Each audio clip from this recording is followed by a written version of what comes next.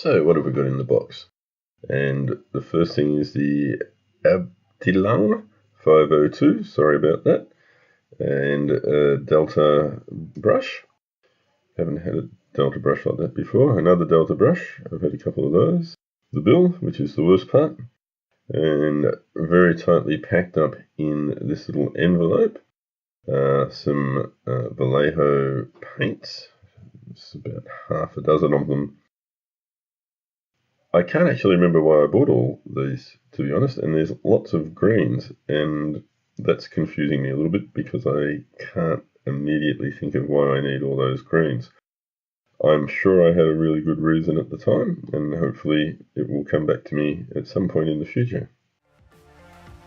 Of course, the Supermarine Spitfire. This is Steve Mottram's fault, getting me back into the wingy things. In this very well bubble-wrapped parcel is some Mr. Paint brass with a little ball in it, which is handy.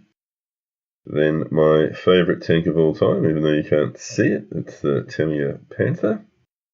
And finally, right down the bottom, wrapped up again very nicely in the bubble wrap so they don't get damaged, a couple more Delta paintbrushes.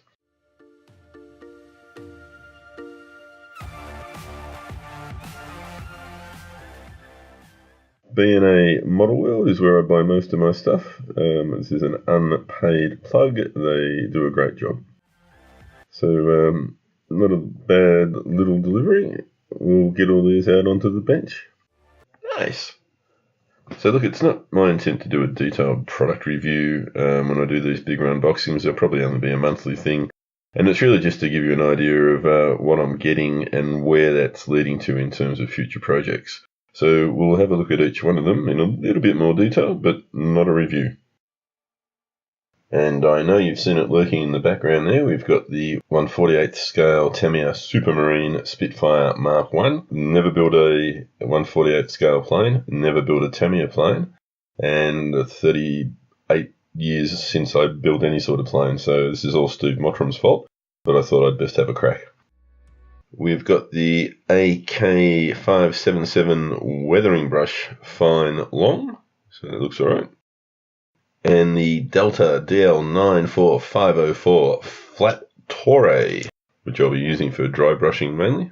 And two Delta brushes from the 982 Red Sable range, a 2.0 and a 3.0. So as we blurrily zoom in, just to have a look at those, I'm always really interested in the fineness of the points of brushes, and just to give a context for size, that's just a toothpick sitting in between the two of them.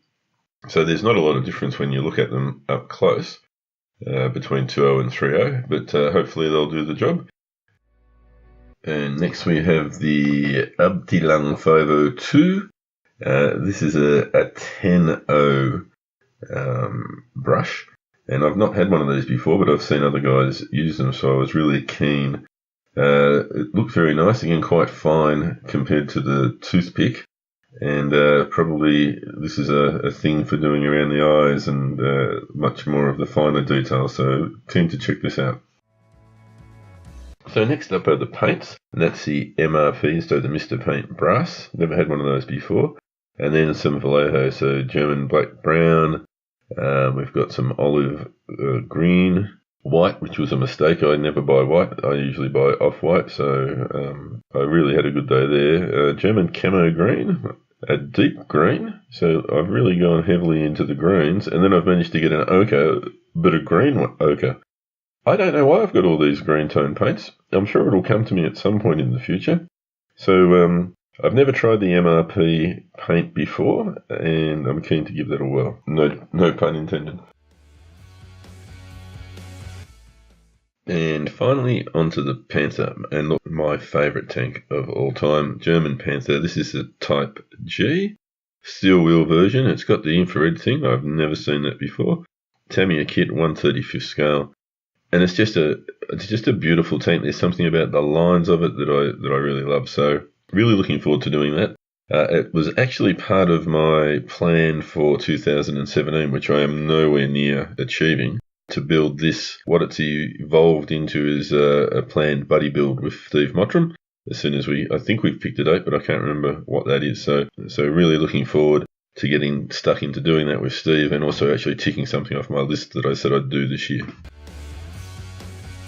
So that's it, guys, the end of the second supply drop. Hope you enjoyed it, hope you found it interesting, and more than anything, I hope you ultimately get to see some of these things built and displayed in future dioramas. So again, as always, appreciate your time and look forward to hearing back from you guys. So thanks for watching. Like if you like, subscribe if you're not already, and look forward to reading your comments. Cheers.